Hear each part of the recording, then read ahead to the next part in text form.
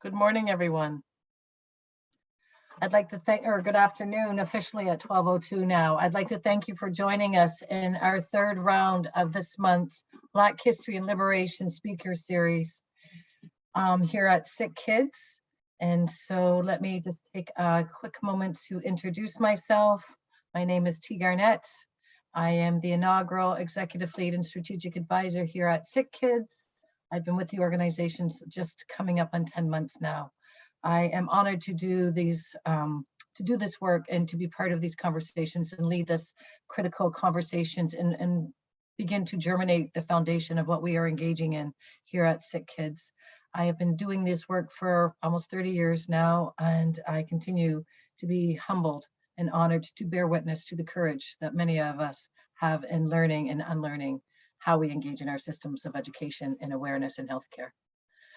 I want to pause a moment and really give credit where credit is due to the person who has been doing all of the emotional heavy lifting and the behind the scenes work and coordinating this event, to the first executive student of the Equity, Diversity and Inclusion Office, Labisi Odamade, has been with the SickKids just over a month now, is a qualified trained lawyer, was called to the Nigerian bar in 2017, and we are honored to have her support us both in coordinating this Black History and Liberation Month, but also supporting the implementation of SickKids First anti-racism policy.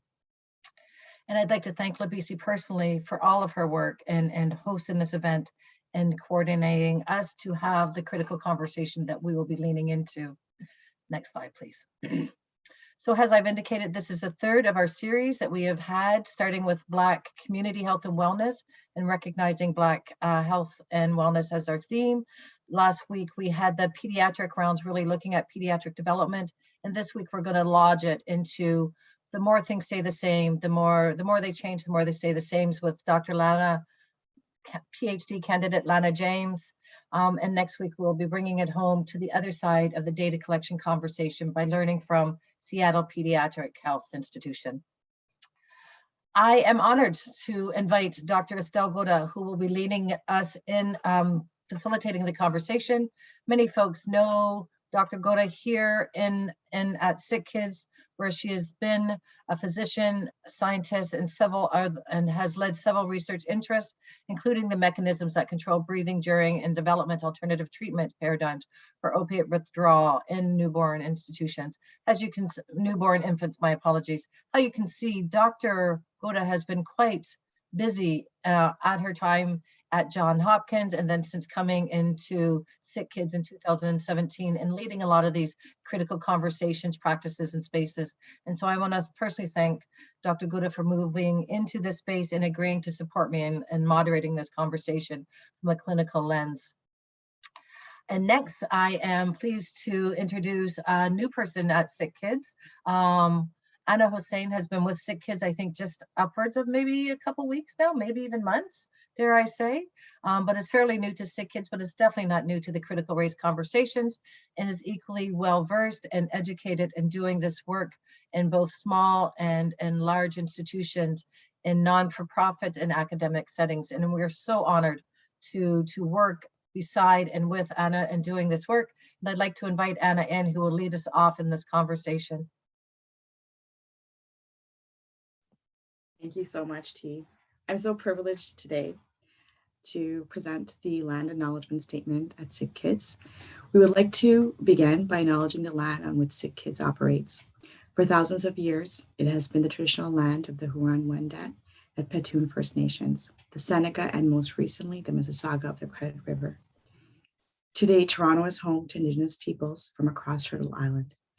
SickKids is committed to working towards new relationships that include First Nations, Inuit, and Métis peoples, and is grateful for the opportunity to share this land in caring for children and their families. We will also acknowledge this safe space with a respect statement, as well as a brave space statement. Whenever SickKids members gather, we welcome all peoples of this world.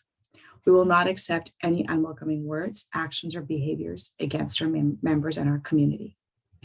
We accord respect to all persons, regardless of age, creed, political affiliation, place of origin, ethnicity, racialization, including and not limited to people of African descent, Black, Caribbean, South Asian, Asian women, men, First Nations, Métis Inuit peoples, members of ethno-racial groups, people with disabilities, gays, lesbians, bisexual, transgendered, transsexual people, and gender diverse persons, francophones, and all persons whose first language is not English.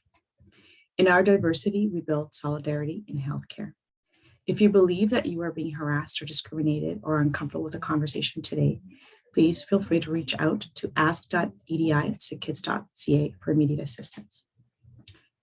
We're also in a safe space today, and we must acknowledge our biases that we all enter this space with. This event provides a space where different points on a journey of learning and growing are acknowledged, so our diversity of thought is encouraged. Members engage in critical dialogue through conscious questioning and active listening. While we are all expected to make our best effort to be respectful, there's an understanding that someone may say something or do something that results in unintentional, harmful impacts and hurtful feelings those around us. And we must remember and understand the impacts can be long lasting. A primary assumption of Brave's phase is that everyone speaks with the positive intent of seeking or greater knowledge and understanding, and as T initially mentioned, unlearning and acknowledging our biases as well. So I'm delighted and privileged, and as I am a newborn to SickKids, to introduce Lana James today, keynote speaker. She develops and implements interventions to improve clinical outcomes, population health, and data management systems.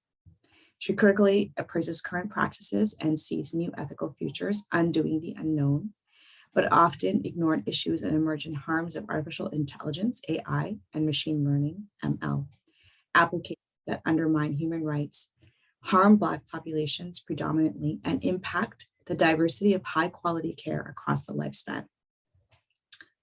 Lana's multi-pronged transdisciplinary collaborative research and innovations occur all the intersections of AI, MI, and intervention science with a focus on methods and implementation in clinical diagnosis, oncology, respirology, cardiology, cognitive function, clinical education, curriculum evaluation and development.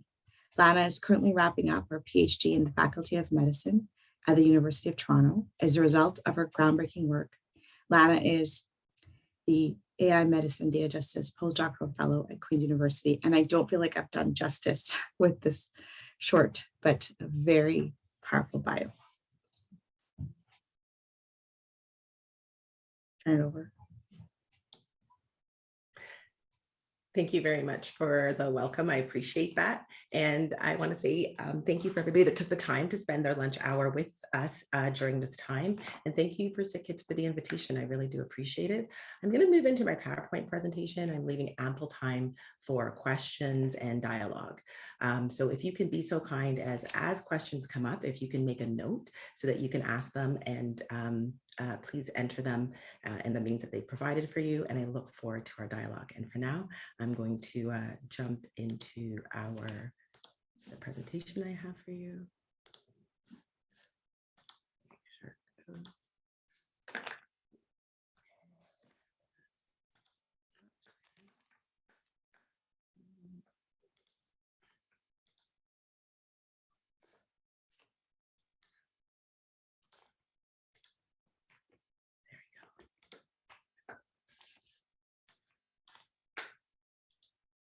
So here we go. And so the title today is "The More Things Change, the More They Stay the Same." And it's a question. And it's a question because the current dialogue right now is a dialogue about whether or not a technology can be an immediate answer to our long-standing concerns and needs. And the current conversation, machine learning, which I'll refer to as ML for machine learning, and AI for artificial intelligence. So as we go forward, you will hear those acronyms. And I want to point out that oftentimes when we talk about machine learning and we talk about artificial intelligence, especially if you're looking at all of the hype, what gets told is the story of when we have all of these wonderful technologies in place, anti-Black racism will be addressed and it will be mitigated, and that somehow artificial intelligence and machine learning, particularly in healthcare, can get rid of and end racism, and in particular anti-Black racism. But that's not really the full story, is it? And so I want to point out that when we come to the story of how Black people come to be in a place where disparity, and I have the definition here because disparity, words mean things. And so I want to take us back to a definition. So disparity is a noticeable and unusually significant difference or dissimilarity. And so when we talk about disparity, what we have to first understand is different from what and dissimilar from what. And in health, that question is from who, dissimilar from whom. And what we know is that Black people in the diaspora and Black Indigenous people in the diaspora and the world over don't arrive in the position that we are now by accident. So often anti-Black racism is presented as if it is a natural phenomenon. Right? How often have you heard racism talked about as it's in existence and we have to do something about it, but we never are actually starting the conversation meeting after meeting about where we begin. So I'd like to do that. And that begins with asking a good question. How have Black people and patients experienced the benefits of health advances in prevention, diagnosis, treatment, and care? And the work I'm sharing with you today is both from my life's work and in specifically what I've pulled and pushed and packaged as my PhD work. So my work covers 3 areas, as my title says: artificial intelligence, medicine, and data justice, which includes law, bioethics, and policy. And so this question brings squarely into the center. What's the difference? Like, what is that difference that's happening for us? And that difference is as a result of colonization. And I like to remind people in 1455, that is when the story began, when Nicholas V wrote a papal bull and said, they can go forth into the world and not only go and commit what we would describe in contemporary terms as genocide, but enslave Black people into perpetuity. And that was 1454. And to locate us where we are right now on these lands, these treaty lands, that papal bull was issued in 1492. And so you can see the relationship between 1455 and 1492, because what happened in between there was the initiation of the transatlantic enslavement trade. And in that space, all of what we come to know now as disparity is a result of European colonization and the wealth that Black people produced from being enslaved in forced labor, forced birthing, and premature death, right? And so that wealth seeds even this current moment and the possibilities of technology such as machine learning and artificial intelligence. So when we talk about disparity, what we're talking about is a non-natural phenomenon, a man-made phenomenon, and a phenomenon that specifically arises in this contemporary moment, and I'm referring now to the last 400 years, from European colonization. And I always like to remind people, when Europeans showed up in West Africa, they met people they described in their own historic writings with beautiful teeth and skin and posture, wealth overflowing, women so dignifiedly walking because the gold on their wrists and their ankles, it was heavy, boys and girls, let's not get twisted. So that gait was also about carrying that much gold. And that was because that was part of a cultural display, part of the reality. And so wealth, food access, housing security, those were not issues for continental Africans. They were issues in Europe, which is why Europeans were traveling. And then we move forward into where we are, into the Americas. And again, right, when Europeans arrive on the shores, they are aghast at the wealth of fish and furs and food and the health and the communal way of being together of Indigenous peoples. So it's important to remember that we have not always been in this position, and that racism, anti-Black racism, is a very specific technology. And I will refer you to the work of Ruha Benjamin, because racism is a technology. It does something, and it does it to people, places, and things, and it is controlled by people. And so when we come to machine learning and artificial intelligence, we have to be very cautious when people offer the idea that these technologies that come out of the same mindset, and the same populations who have and continue to perform genocide and maintain control through tools like anti-Black racism, anti-indigeneity, refusing to uphold their ends of treaties and allow people to be sovereign and self-determined. And so when we ask that question, you've had your little history lesson in 1455 and 1492, how have Black people and patients experienced the benefits of health advances in prevention, diagnosis, treatment, and care? And the answer is, we primarily have not. And we know this because, for instance, when we look at Dr. Drew, African-American, who did one of the most amazing things. He created the ability to do transfusions and to be able to not lose somebody as a result of blood loss. But interestingly, because of how anti-Black racism works, that technology was not available and open to Black people. So again and again, we see Black innovation and changes to clinical care, but then they're not available to Black people for a host of reasons, right? And so we know that historically and in this moment, and we can look at our cancer outcomes, we can look at our kidney outcomes, we can look at our cardiac outcomes, and we see, quote, this disparity. And I'm about to decode where a good chunk of that disparity arises, and it ties directly to machine learning and artificial intelligence. So let's go through some really quick points.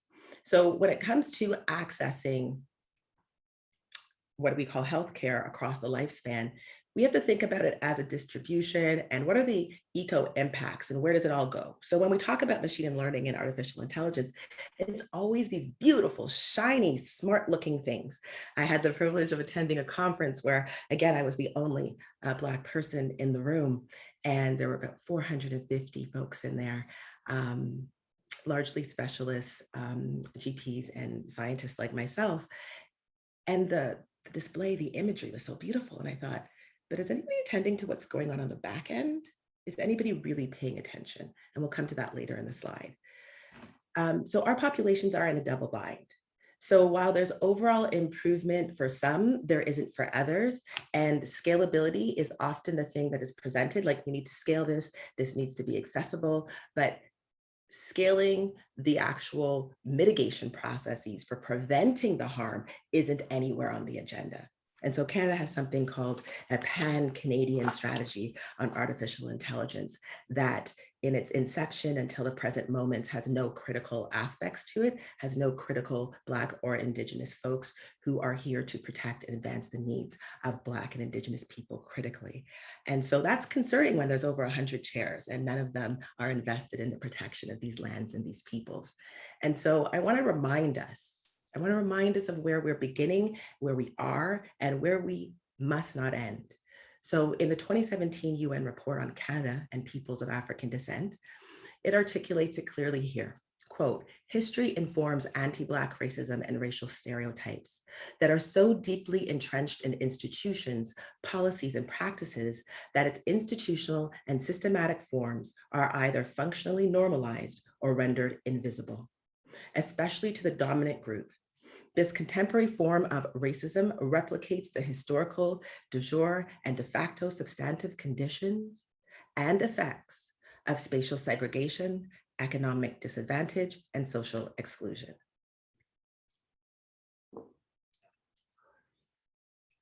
It goes on to say that despite Canada's reputation for promoting multiculturalism and diversity, and the positive measures referred to above, and so they talked about some of the policies, there were only a handful. The working group is deeply concerned about the human rights situation of African Canadians. And here they're referring to multi-generational African Canadians. They're referring to Black people of the diaspora who come from off mainland, so in the Caribbean, and those who have more recently arrived from the continent itself of Africa. Canada's history of enslavement, racial segregation, and marginalization has had a deleterious impact on people of African descent, which must be addressed in partnership with communities. Canadians are African Canadians, sorry, there's when I cut and pasted it, are disproportionately affected by race and health inequities that contribute to high rates of chronic disease. There is an underrepresentation of people of African descent in the health sector. And so That's very clear. It's not a natural arising phenomenon. It's not something that we have to wonder, and it's not something that we can disappear whiteness from, because that phenomenon arises out of white supremacy. And in Canada, that looks like our banks, our schools, our law providers, our clinical services, our entire health infrastructure is designed to support and ensure the survival of white settlers on Indigenous territories. And so we can't be surprised that a system that's developed to ensure the survival and wellness of white settlers doesn't really do a good job when it comes to Black peoples, Indigenous peoples in these territories. It's not a surprise. And so I want us to take a moment to just kind of look at the areas in which this affects. So the consequences of the past overdetermine what comes next. And so we know what the consequences of the past are. The UN report, the numerous reports that have been commissioned and written state very clearly that white supremacy, white settler ordering of the racial hierarchy, white at the top, Black at the bottom, Indigenous, and then POC in the middle, set up like that on purpose so that we are actually not able, when we're on top of each other, it's really hard to work in solidarity and in a coalition.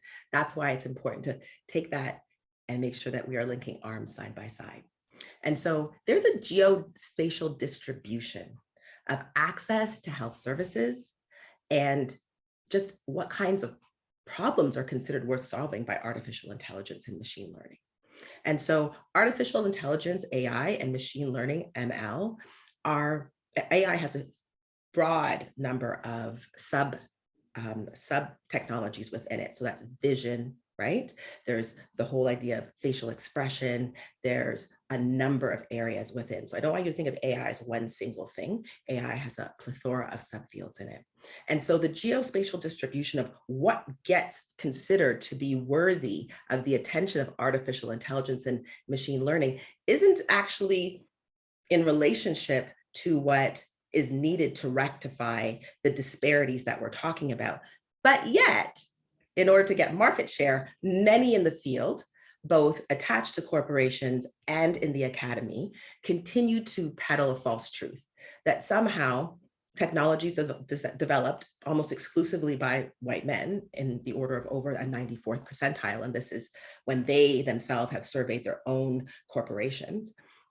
So that geospatial distribution means that certain parts of Canada are going to get attention and certain parts won't. And that we can even be in the same city of Toronto and the attention given will still skew away from people who have been put in the disparity category and skew towards those who are the haves, right?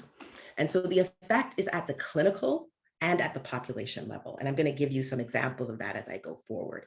So the clinical level is the one-to-one. You're there seeing your nurse practitioner, your physician, your rehab specialist. The population level is when you take all those people, so there's about 1.3 million Black people in Canada, and you put them together. And when we look at the population, what we see is that, yeah, there's a lot of healthy people, but unfortunately, there are also people who have become not as well as they could be for a host of factors, unfortunately, many of them tying to ongoing colonization. So who gets left behind? Who gets left behind here in the Americas is very clear. We've already seen, and we are continuing to see it as we measure it. I work in collaboration with NBDC, which is the Native Biobank, and they are the only Indigenous sovereign biobank currently known globally. And so they're located in the US I want to put it this way, on sovereign territory. So that means it's an Indigenous data bank and it's biodata bank and it's on sovereign territory of their reserve under the control of their people. We need more of that. We need more of that. And so what happens there is they're able to do genomic work and sequencing. It's led by and completely populated by Indigenous peoples who are working to steward, protect, and advance those technologies for the well-being of their communities. And wonderfully, Joey Urshetto, who is a lead in the biobank, has reached out and wants to do collaborative work with Black people. So many of us are also Indigenous to these territories in the US and Canada. And so we're doing that work because of the ongoing impacts. I'm going to talk about that right now. There's a dollar sign here. That's about money. The amount of money being put into machine learning and artificial intelligence and health, many who think critically say if we spent that much money on family programs, on children, on nutrition, much of what we're coding for today would not need an artificial intelligence or machine learning intervention. There are billions of dollars. We're set for over $22 billion of investment in just one aspect of artificial intelligence in healthcare in the next 18 months. 20 billions, you heard me, not millions, but billions. So imagine if you actually put that money where it needs to be, rather than producing something that just addresses it on the end where it's already an intractable problem. Then we have the environment. So when we look at the environment, the impact of artificial and machine learning is devastating. And when I say devastating, I mean, when we think about the work that Timnit Gebru, for those of you who are in this space, you know who Timnit Gebru is. For those of you who are out, I'm going to encourage you to look her up. She was summarily fired from Google. She is their top ethicist. She is a Black woman, and she produced an academic paper with numerous authors where they looked at one of Google's natural language processing areas. And natural language processing is the area that I also specialize in AI. And they, after doing extensive research, many references, submitted the article. And Google didn't want it. They wanted it pulled, and they wanted to censure her. Why? Because what did that academic article say, written by a team of brilliant people? It said, if this goes forward, if natural language processing, the way it's envisioned, goes forward, two things are going to happen. One, the wiping out of Indigenous languages, and two, massive environmental destruction. And we're talking on the scale of the Amazon. And that's just for one aspect of the natural language processing product lines that they want to bring to market, not the other companies added. And that's just one of the big six. And the big six are the six major tech companies. They all live in the United States. There's actually, it's called the Big Nine. The other three are in the East. And so if you think about that scale just for one line of a business, think about what that means when all the big companies get in on it. And then the next piece is climate change. So as I watched and attended the climate change conference, I thought, funny how the tech leaders are not saying anything. Because again, the reality is that 0.5 degrees that we're worried about, notice that technology folks and sector didn't say anything, because the reality is that we are very likely to end up adding that 0.5 degrees just from the activity in tech. We don't need to worry about big oil or fossil fuels, just tech alone. And so when we think about the realities of those three things, the money, the environment, and the climate, that is the cost, right? So on the current trajectory, when we look at AI, quantum computing, quantum sciences, genomics, precision medicine, we are up for a rise in the temperature of at least 2 degrees.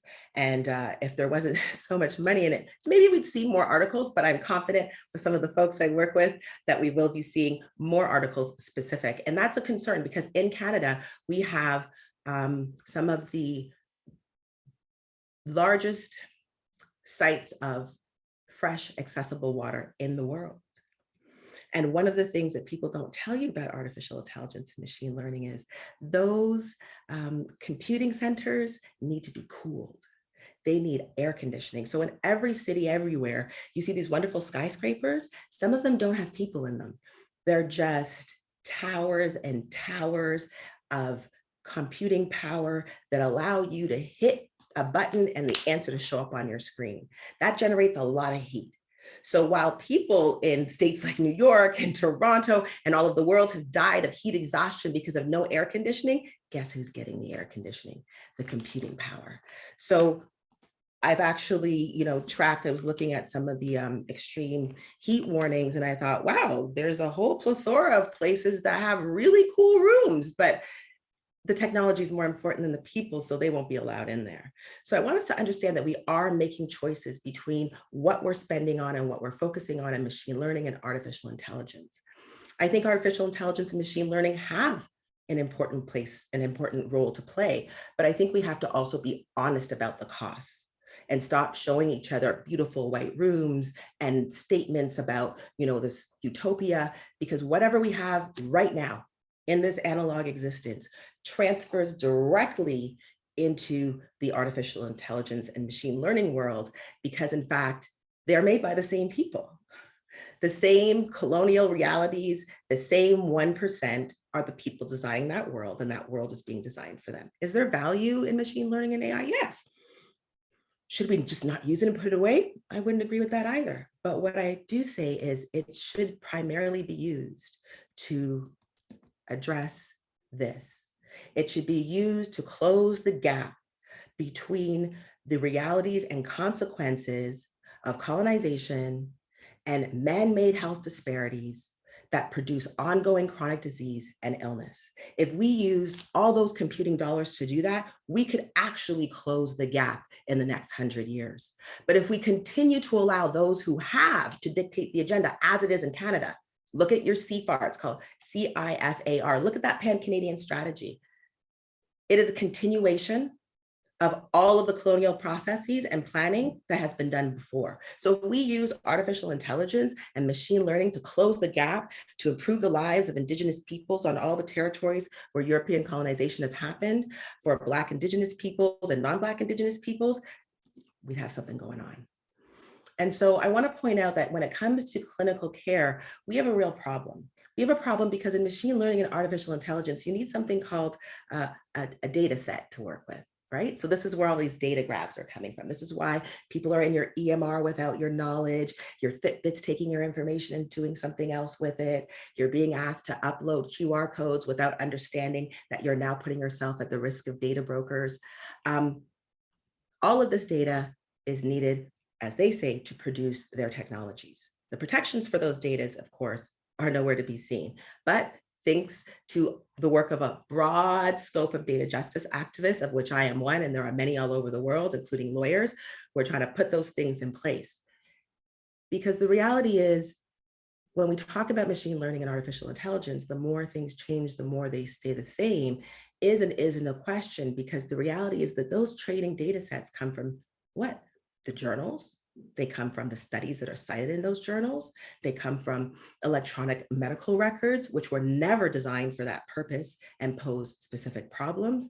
And this is just one example. And so this title here says, a press release from the ATS.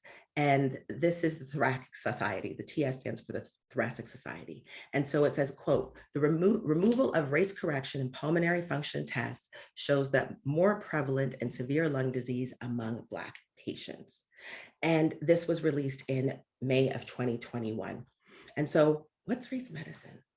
Race medicine is when race, a socially constructed category, is wrongly believed to be a biological reality. Let me repeat that.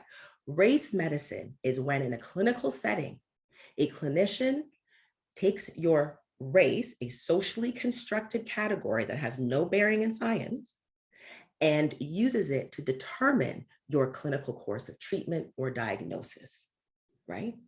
And race medicine is not just about what the clinician's doing or thinking, it's about the actual way that informs your diagnosis. And how does that do that? In the area of pulmonary function, there's an equation, and these equations are reserved almost exclusively for Black people. So these equations are designed to typically discount, and they have a completely different range. So if white people and all other people have a range of 1 through 10, and at 5 through 10, that's where we know that there's some kind of illness happening.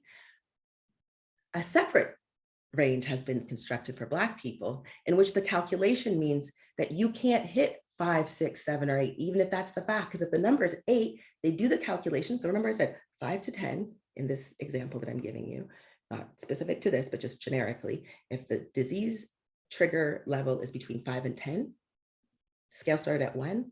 If Black people score 8, race medicine means they do a calculation and you stop being 8 and you become 4, 3, 2, or 1, which means that you're not going to get treated, you're not going to be diagnosed, you're not going to get the referral, you're not going to get the prescription. And when you do, it's likely going to be because you're so far into the trajectory of the disease that often other options for treatment are no longer available to you.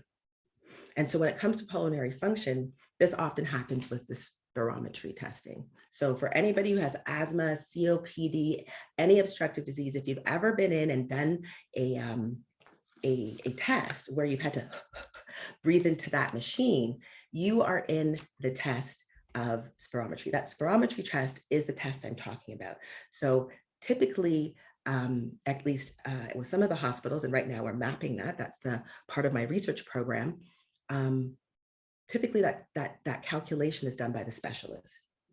And in some places it's done actually by the machine. It's programmed into the machine that the test is. So they just push the button. They're like, okay, I think this person looks black. Press the button. So I've had the pleasure of talking to respirologists. That's what we call the specialty in Canada. In the US, the specialty is called pulmonology. And the Canadian respirologists I've spoken to were unaware that that calculation is not epidemiologic, that that calculation is not based on science, that that calculation is actually a 160-year-old racist piece of conjecture. And my work in my PhD was tracing back all to the references. So all of these race medicine pieces, tracing them back through their sources. And unfortunately, there are no good, solid, unbiased peer-reviewed sources to support any of these. And what's been happening is over time, finally, because we've been pushing on this, I want people to really understand that when it comes to race medicine, this is not a new fight, right? Because we're like, oh my God, Lana, that's so important work that you're doing. And I said, yeah, Black people have been doing it in the Americas since y'all been making doctors out here. Right? I am one in a long lineage. And unfortunately in Canada, we have not had any of our folks lead this struggle. And so I've been waiting. And I said, you know what, with the push that's going on in health and AI, and I've had the privilege of working in the tech sector at a pretty advanced level, if we don't remove this now, we're not just talking about it for today, we're talking about this into the 22nd century.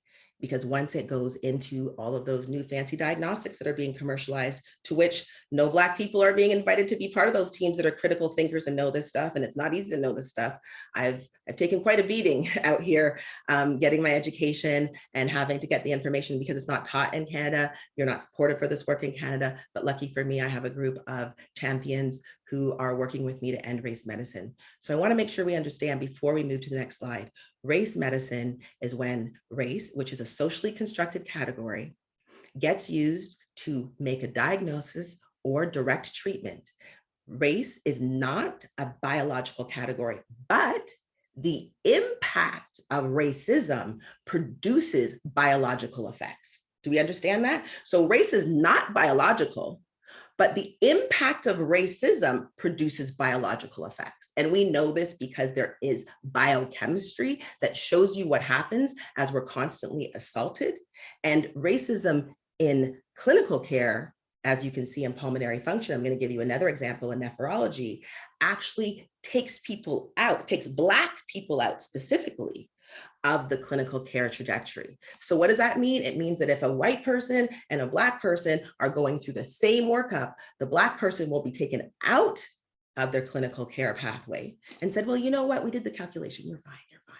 And those dollars and that time will be directed to ensuring that it could be your best friend, right? That they get all the care that they need.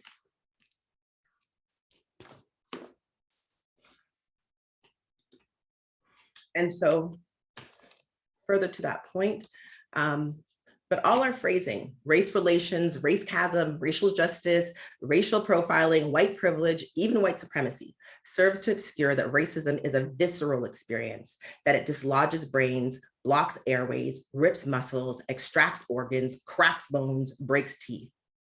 You must never look away from this. You must always remember that the sociology, the history, the economics, the graphics, the charts, the regressions, all land with great violence upon the body.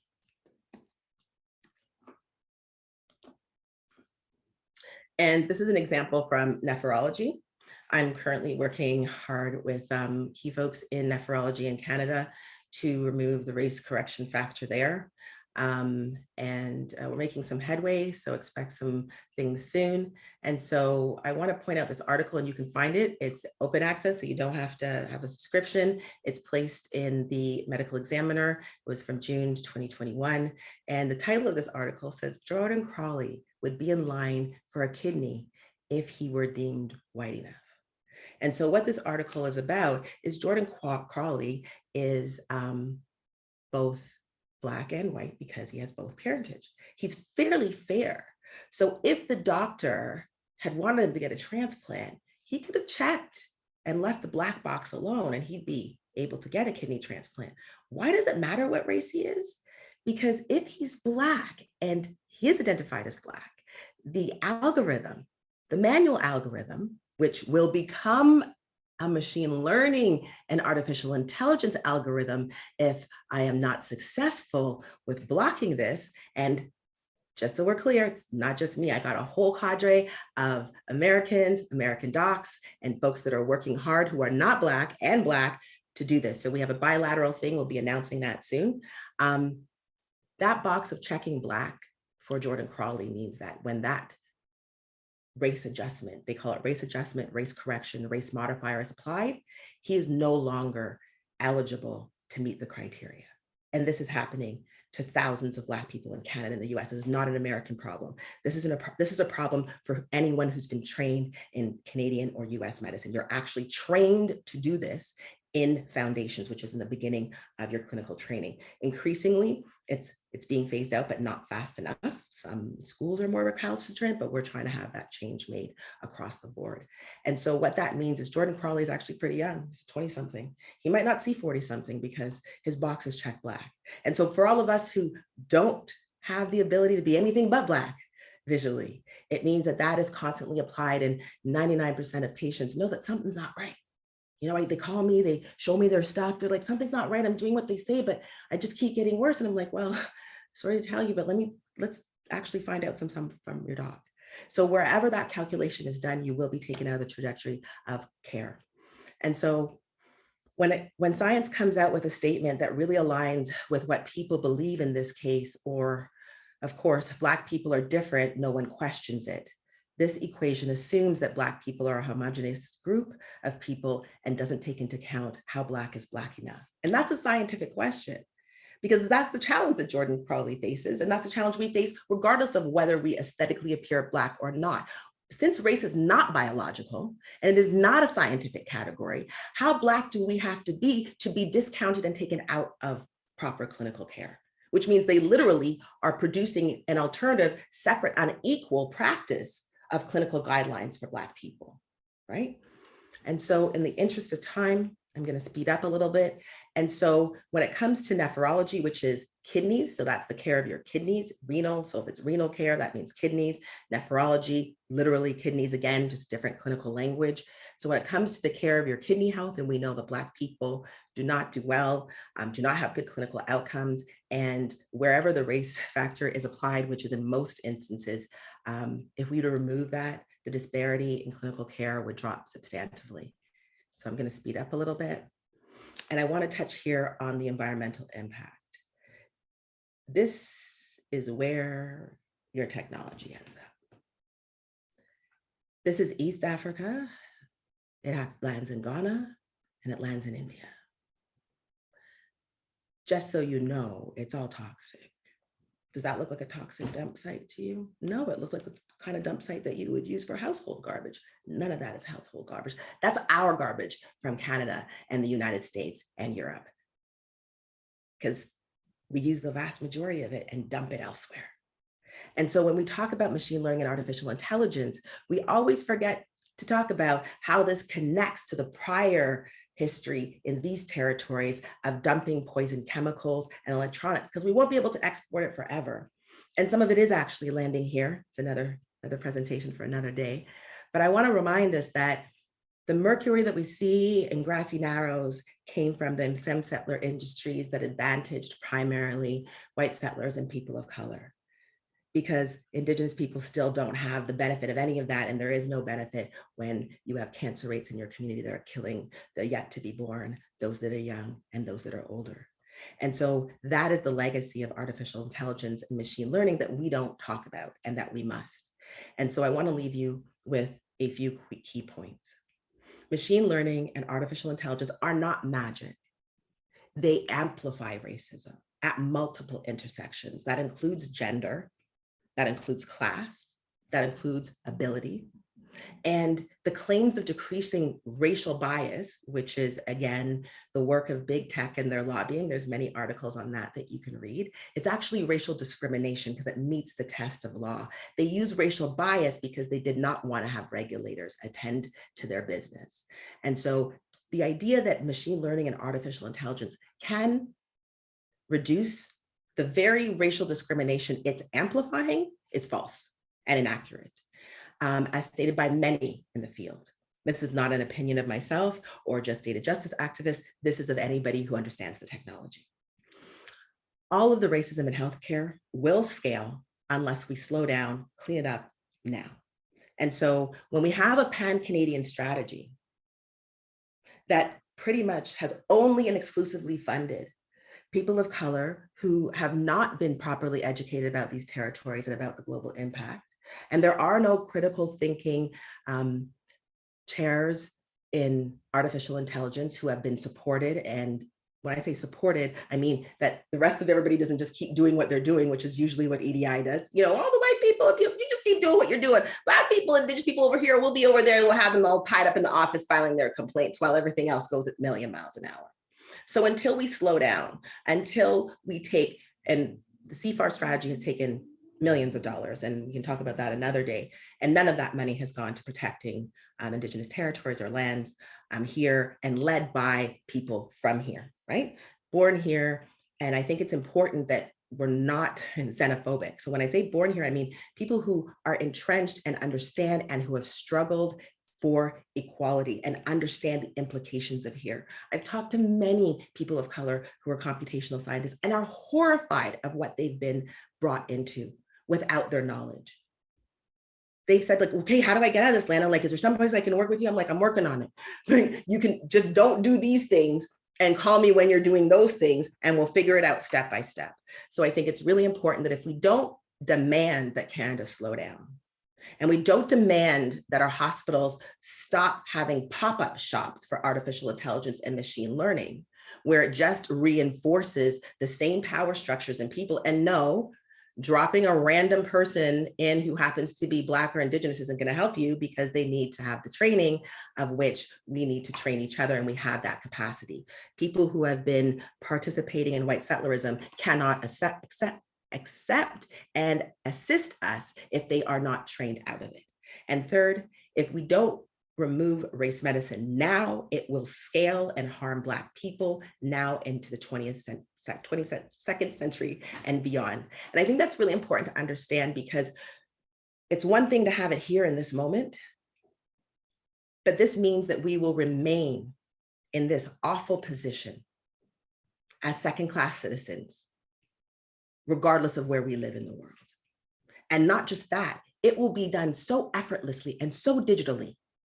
You can't find it unless you're an advanced computational scientist. And worse yet, you won't be able to stop it from happening to you, because it'll be locked up in proprietary tools developed through commercialization, particularly in Canada, with public dollars, in black boxes with your data and your body used without your consent, but that will inevitably shorten your life and terminate the lives of your children to come, because they just won't be allowed in things. The machine will just reject them.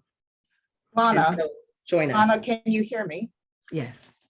Wow, this is amazing, just amazing. I mean, I've been a physician for 30 years. I've thought a lot about diversity, inclusion, exclusion. I never knew that there was these race corrections. So I thank you for enlightening all of us about this and bringing AI, taking the glamour out of artificial intelligence and machine learning to actually talk about the hard conversations. I think your message is profound. And we've got a lot of work to do. Where do we start? I have a few questions in the chat. That's my question, but I want to just read just a few things. Brilliant. Another great addition to the Black History and Liberation Month series. Discomforting, uncomfortable, distressing, informative, brilliant, and inspiring. Thank you, Lana. Fantastic talk. Can you please briefly explain what natural language processing as it relates to your example in the Google example? If you can do that. And another question, can you comment on how race medicine can impact triage protocols used to allocate resources in pandemics?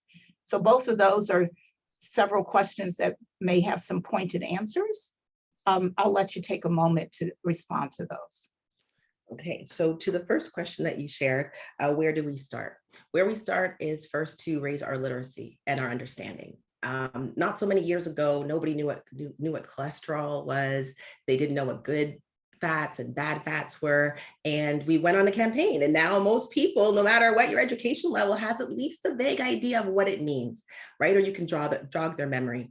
And so the first thing is increasing the literacy, not just of everyday Black folks and everybody, but of clinicians as well. And so we're well onto the way to that. So part of what my PhD research, and now that I'm moving into my actual research program, is producing those resources. And so they're going to be launched very soon, and you'll be getting the launch date where we'll be providing plain language resources with really easy to understand and examples available to be shared, and they'll be shared across social media platforms, as well as deposited in all the mailboxes of all the specialties and hospitals, not just in Ontario, but across the country. This is a bilateral campaign. Myself and Dr. Ejoma over in the US have partnered up to do this work between the US and Canada. Thankfully, our US brothers and sisters have gotten some traction, and in September of 2021, the Nephrology Association of the US issued a document and it directed people to stop using race correction. But in Canada, we're working on it in nephrology. I'm on that task force, and we're pushing hard for a high quality statement to be released. I am leading the race medicine and race medicine campaign across all of the specialties. And so I'm working with folks in their specialties as well as general medicine to provide that accessible information.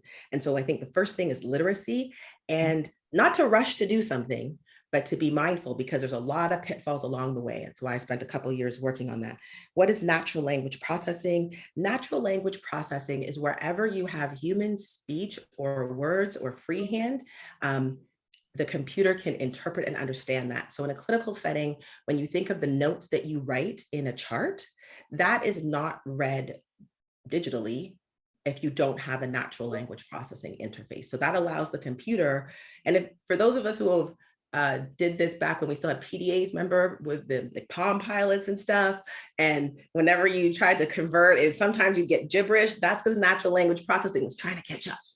But now, because we have massive computing power and are literal, the materials, and that's another conversation that get extracted primarily from the continent of Africa and the Americas, are now able, with the computing power that we've created, to do natural language processing very well and effectively. And in terms of what does it mean with regards to the example that I gave of Google and Timnit Gebru, why that's an issue is because that means that natural language processing is primarily focused on European languages. And the companies that are interested in moving it forward are primarily concerned with the markets that they believe will pay them the most. And they're not Black people or Indigenous people markets, right? And so what that means is that those languages are at risk of being wiped out, because if you have all the hospitals, the schools, everybody using European languages, which means what? The colonial languages that were put in our mouths so that they can continue conquest, it's just another way to wipe out. But interestingly enough, there are many, especially in the continent of Africa, many people who are doing NLP and retaining not only their indigenous tongue, but their actual local dialect. Like, check that, their local dialect, because we know that language is culture. And we know this because we've had languages as the core arts in European universities as part of the colonial tools. So we know that language, our literature, our plays are important. And so for those applications, those are not being amplified. They're often very local. They're not supported. And so There are some really interesting ones that allow them to click in to existing NLP ones so they can bridge and maintain their language and still see the English, so that people that are bi or multi-language can see the English, their dialect, and their broader language group. But again, those are not being supported by the big six. They're not being supported by the Canadian government. They're not being supported by the largest fund of $54 billion released by the European Union this year, in the last few months. Those are not being supported. So the survival of them is at risk. And so when natural language processing, which is the speech and written words in particular, are translated, it will just mean a recolonization via the English language, European, or any other European language. And can you repeat the last, triage protocols, yes. That's So what does this mean for triage protocols? Well, what it's mean for the pandemic is what's happened for all of us who are in healthcare directly or adjacent, and who are Black. We've had those calls, or at least I know I have, and a number of my friends, whereby people are like, I've gone to the hospital, they just kept me there, and then they told me to go home and that I'm fine. And that's where it shows up in the triage protocol, because we have triage protocols that say if you aren't going to do well in a certain amount of time, they can't release those resources. And now that's a triage protocol that was pushed back on and shut down, but some folks proceeded with it anyways. And that means that when that race correction factor is applied, you, especially in pulmonary, it means you're not eligible for oxygen. It means you're not eligible for pulmonary respiratory therapy. It means you're not eligible for a bed in the hospital. And that's why so many of us have died at home. Do you think that this is pervasive, these race corrections and everything? Do you think, or is it just used by No, you're literally, I've been part of the curriculum reform at UFT, which has been far slower than I'm comfortable with. I'm no longer on that committee. These are not just pervasive, these are taught. You are taught this. If you were to go get your spirometry certification, you're taught this.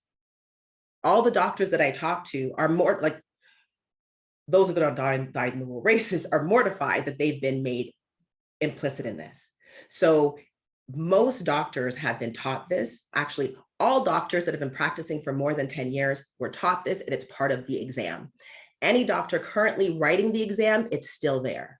So this is not about pervasive. This is how white supremacy and clinical care combine, right? Medicine is one of the most elite professions, because unlike a judge who has to write an opinion that's evaluated by others, unlike a police officer who has to write a report when they pull out their gun, a doctor makes the decision of life and death every day. And sometimes they're lucky enough to have another doctor to consult with, depending on how urgent the situation is. And other times they're making that decision day in, day out. So it's not only pervasive, it's here. It's here. Yeah, well, I would, yes, T. I'm Yes. just mindful that at 1 o'clock, Zoom is going to shut us off. Okay, so there are many questions that we will send, well, mostly comments about how enlightening her talk was and how they want to see her research continue and actually continue to educate us. And everyone wants a copy of the talk, at least a tape of the talk, which will be available to us. And there's just so much more to do here, Lana. I think you've opened up Pandora's box. Thank you. And I want to say that when it's taped, I will add some pieces, and please join me at Ready for Black Lives on Twitter. We'll be tweeting out. You can contact if you want more information. If you're a clinician, physician, hospital administrator, or just a good regular person, we want you in the struggle to end race medicine. Come on board. We want to see you demonstrate vitamin C, and that's a statement from my good friend Ijoma, and vitamin C stands for courage. So please show your courage and join us as we seek to end race medicine in Canada during the pandemic and beyond. Well, thank you very much. I guess, can we clap on this? I have no idea. I don't even know how you raise your hand. Well, I got no emojis on mine. Yeah. I have no emojis on mine either. Well done, and thank you again. And we hope to have you back to bring us more up to date about what we can do to make a difference. Thank you. Agreed. Thank you, Lana. On behalf of the EDI office, thank you, Anna and Dr. Gouda, for leaning in. BC, amazing. Considering people are still joining the chats and plugging questions is a great pulse to understand the impact, and that people are ready for the conversation and looking for the guidance on where to go next and next steps. So we will be circling out. I thank you for all your questions. If you check on our webpage, we have plugged it in here. We will work with Dr. Lana and answer all of your questions in a cohesive, concise manner, and those will also be posted with the recording on our webpage. Lana, again, hands down, amazing. Thank you. Thank you. So much. Thank Bye-bye. you. Bye. Bye.